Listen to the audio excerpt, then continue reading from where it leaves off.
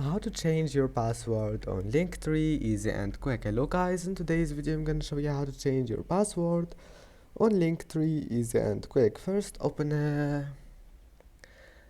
your browser and then click on your profile here in the top corner and then click my account and then scroll down until you find here reset password. Click on it. Now once you're here, type your username and then click reset password.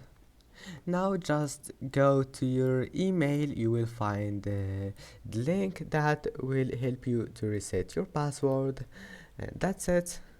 I hope that can help you, and that's it for today's video.